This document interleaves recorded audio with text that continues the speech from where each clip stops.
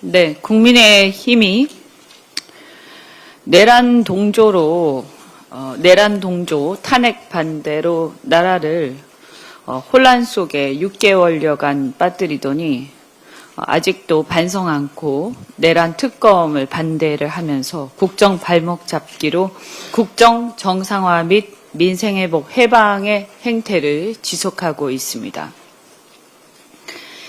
김민석 총리 후보자에 대한 총공세를 계속하고 있습니다. 많은 분들이 말씀하시지만 지금 대내외적 상황이 굉장히 어렵습니다. 이미 내수 침체는 말로 다 할 수가 없습니다. 그런데도 이 추경에 대해서 협조하기는커녕 송원석 원내대표는 졸속 추경이라면서 원색적인 비난을 쏟아내고 있습니다. 그뿐이 아닙니다. 호르무즈 해협의 봉쇄 위기로 중동발 쇼크의 위기 속에서 물류 대란이 우려되고 있습니다. 이것이 현실화될 경우에 상당한 경제적 타격이 우려되는데 이 상황 속에서도 국민의힘은 나라 경제나 안보에 대한 걱정은 눈꼽만치도 없어 보입니다. 도대체 이분들은 뭘 하는 사람들인지 모르겠습니다. 그리고 국정기획위원회에서 국정의 추가 업무 보고 지시에 대해서도 정부 갑질이라고 하면서 계속 방해를 하고 있습니다. 역대 이런 경우가 있었는지 저는 찾아보기가 어렵습니다. 과연 국민의힘이 정당으로서의 존재의 의의가 있는지 우리 국민들이 의문을 가질 것입니다. 자성을 촉구합니다. 코스피가 3천 돌파를 한 것은 이재명 정부의 국정에 대한 국민 기대감이 커진 것을 반영할 것입니다. 국민의 기대에 걸맞게 일하는 정부를 보여주고 있다, 이렇게 평가를 합니다. 취임 10일 만에 G7에 참석해서 국제 정상 외교에 성공적으로 데뷔를 했습니다. 그리고 귀국하자마자 울산 미포 산단의 AI 데이터 센터 출범식에도 참석을 했습니다.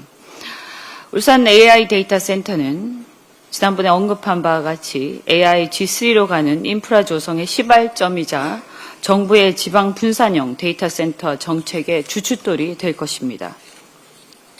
또한 경기 진작과 민생 회복을 위한 신속한 추경의 편성도 일하는 정부를 보여주는 것입니다. 말씀드린 것처럼 국민의힘은 포퓰리즘으로 매도하고 방해만 계속하고 있는데 경제가 계속 하향 곡선을 그리는데도 정부가 아무 일도 하지 않고 감나무 밑에서 입만 벌리고 감 떨어지기를 기다리면서 백성의 고열을 짜내던 윤석열 정부처럼 그렇게 되풀이하려는 그런 얘기인지 궁금합니다. 국가는 손 놓고 있을 게 아니라 자본주의 사회에서 경제 구성원의 하나로서 전략적 투자자로서 대한민국 경제 회복에 투자하는 것입니다. 경제 회복 효과로 세수 효과를 누리는 정부 효능감을 극대화해야 합니다. 또한 GDP 대비해서 현재 국가 부채 비율은 약 48%입니다. 극심한 내수 침체를 고려한다면 확장 재정에 다소 여유가 여전히 있다, 이렇게 판단이 됩니다. 과거에 일본 아베 정부 시절에도 산업부흥 정책을 시행하면서 이렇게 재정 확대를 이미 한 적이 있고, 하는 총재는 최근 추경이 물가에 준 영향이 크지 않다라고 하면서 추경에 대해서 이미 긍정적인 평가를 한 바가 있습니다. 국힘은 무식한 얘기 그만하고 묻지마 포퓰리즘 공세를 멈추고 민생과 경제를 위해서 추경에 신속하게 협조를 하셔야 합니다. 국민이 기대하는 일하는 정부에는 일하는 총리가 필요합니다. 김민석 총리 후보자는 과거처럼 얼굴마담형 총리가 아니라 실권을 가진 실무형 총리로서 진짜 일하는 총리가 될 것이라고 기대합니다. 다양한 상임위 활동을 거쳐서 국방, 통상, 건보개혁 등 현안 대응 능력을 갖고 정무적 감각과 검찰 등 권력 기반 개혁에도 누구보다 적임자라고 판단합니다. 이재명 대통령의 국정 운영 철학에 대한 이해도 높아서 시너지가 기대가 됩니다. 그동안 의뢰의 헌법의 정신을 위반해서 얼굴마담형 총리를 내세워서 국정을 운영을 해왔습니다. 많은 의원들이나 정치인권 그리고 국민들이 헌법 정신에 따라서 제대로 실제로 일을 하는 행정부를 통할하는 그런 실무형 총리를 임명해라 이렇게 얘기를 해오지 않았습니까?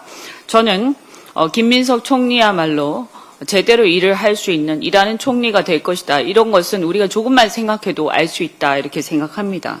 이것이야말로 국정을 정상화하고 헌법 질서를 수호하는 일환이다.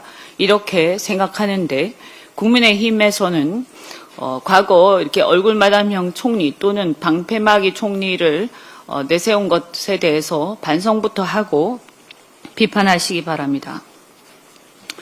그동안 억지 공세가 안 먹히니까 국힘이 새롭게 소득 누락이라고 하면서 또 공세를 하는데요. 출판 기념회나 경조사비는 그동안 대부분 국회의원이 따로 신고를 안 한 것이 관례였습니다. 물론 이것에 대해서 비판을 할 수도 있다 이렇게 생각하는데 그러려면 그동안의 관례에 대해서 앞으로 이것을 입법을 통해서 우리가 다 같이 하지 말자 이것을 이제 신고하고 전부 다 투명하게 하자 이렇게 하셔야 할 것입니다. 그런데 그 이전에 제가 꼭 짚고 넘어가고 싶은 것은 민주당보다도 국민의힘에서 훨씬 더 이 문제에 대해서 제대로 신고하지 않고 누락해왔다라는 것을 분명히 짚고 넘어가고자 합니다.